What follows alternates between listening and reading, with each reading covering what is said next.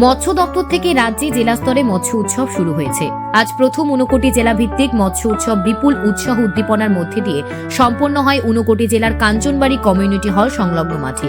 প্রদীপ প্রজ্বলন করে এই জেলাভিত্তিক মৎস্য উৎসবের সূচনা করেন রাজ্যের মৎস্যমন্ত্রী সুধাংশু দাস। তিনি তার ভাষণে মাছের উৎপাদনশীলতার বৃদ্ধির ওপর গুরুত্ব আরোপ করেন। তিনি বলেন, এতে করে মাছের উৎপাদন যেমন বাড়বে, বেকারদের কর্মসংস্থান ও আত্মনির্ভর হবার সুযোগ এনে দেবে। বক্তব্য রাখেন ঊনকোটি জেলা পরিষদের সভাধিপতি অমলেন্দু দাস, মৎস্য দপ্তরের সচিব দীপা ডি নায়ার, মৎস্য অধিকর্তা সন্তোষ দাস, ঊনকোটি জেলার জেলাশাসক দিলীপ কুমার চাকমা প্রমুখ। অনুষ্ঠানে সভানেত্রী ছিলেন কাঞ্চনবাড়ি পঞ্চায়েতের প্রধান শেলী ভট্টাচার্য। এখানে 5 জন প্রগতিশীল মৎস্য চাষীদের সম্বর্ধনা জানানো হয়। তাছাড়া সুবিধাভোগীদের মধ্যে মাছ ধরার জাল, বরফের বক্স, ত্রিচক্রযান ইত্যাদি বিতরণ করা হয়। আমি মনে করি তীরের চাইতে লাভবান জিনিস মাছ চাষ, কারণ তীর কিন্তু লাগলে লাগতে পারে, নাও লাগতে পারে, চাষ রিস্ক থাকে সেই কারণে। কিন্তু মাছ চাষে রিস্ক নাই, এটা লাভ দেবেই দেবে। আপনি 1 টাকার মাছের পোনা জলে ফেলে দিলেন, আপনার দায়িত্ব শেষ। মাঝে মধ্যে জলের উপরে কিছু খাবার ফেলে দিলেন, দায়িত্ব শেষ আপনার। 6 মাস 7 মাস 8 মাস পরে 1 টাকার মাছের পোনা আপনার সামনে দাঁড়িয়ে যায় 200-300 টাকা তার রেট নিয়ে, ঠিক না? 1 টাকার মাছের পোনা আপনি জলে ফেললেন, সে তার আপন গতিতে মাছ জলের মধ্যে খেলা করছে। সে খেলতে খেলতে আপনাকে 6 মাস 8 মাস 1 বছর পরে তার ওজন 1 কেজি 1.5 কেজি হয়ে যাচ্ছে। আর যদি কেউ বিজ্ঞানসম্মত পদ্ধতিতে মাছ চাষ করতে পারে, সঠিক সময়ে সঠিক খাদ্য, সঠিক সময়ে সঠিক মেডিসিন, সঠিক নার্সার যদি কেউ করতে পারে, তাহলে খুব কম সময়ে মাছের দ্রুত বৃদ্ধি পায়। তো আপনি 1 টাকা দিয়ে যে মাছটা কিনলেন মাছের পোনা, সেটা যদি 1 বছরের মাথায় যদি তার 1 কেজি মাছের দাম কত আজকে মার্কেটে?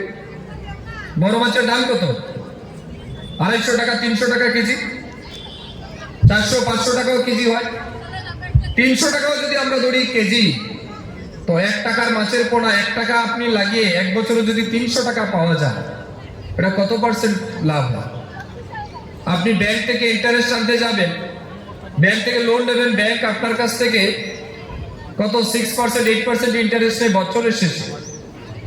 আর আপনি যে জলে মাছ ফেললেন, সে যদি 1 বছর পরে 300 টাকা দেয়, কত পার্সেন্ট আপনাকে দিচ্ছে প্রফিট? জাস্ট একবার চিন্তা করুন। এবারে যারা 10,000 মাছের পোনা ফেলছে জলে, তার প্রফিট কত হতে পারে? আমাদের রাজ্যে মাছের উৎপাদন যেমন বৃদ্ধি করতে হবে, সাথে সাথে আমাদের রাজ্যের যে বেকারত্বের সংখ্যা আছে, এটাকেও কমিয়ে আনতে হবে। আপনারা জানেন, ভারতবর্ষের এগ্রি অ্যালাইড সেক্টর, ভারতবর্ষের যে ইকোনমি, সেখানে প্রায় 20 থেকে 22% জিএসডিপি কন্ট্রিবিউশন করে। অর্থাৎ মূল জিএসডিপি প্রায় 20-22% কন্ট্রিবিউশন এগ্রি অ্যালাইড সেক্টর থেকে আসে।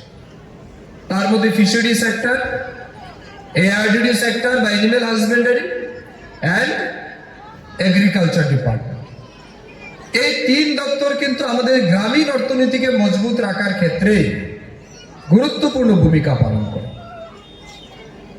এই সেক্টর না থাকলে আমরা কিন্তু অনেক বেশি দুর্বল হয়ে যাব।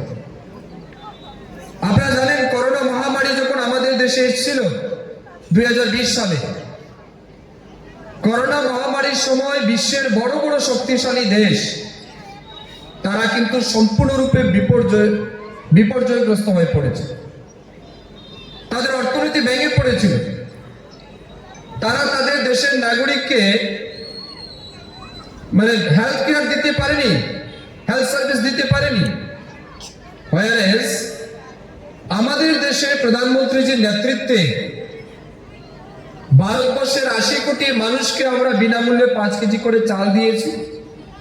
ঠিক তেমনি প্রত্যেকটা নাগরিককে কোভিড প্যান্ডামিক থেকে রক্ষা করার জন্য বা করোনা নামক যে ডিজিজ, সেটা থেকে রক্ষা করার জন্য ডাবল ডোজ ভ্যাকসিনও কিন্তু ফ্রিতে দেওয়া হয়েছে।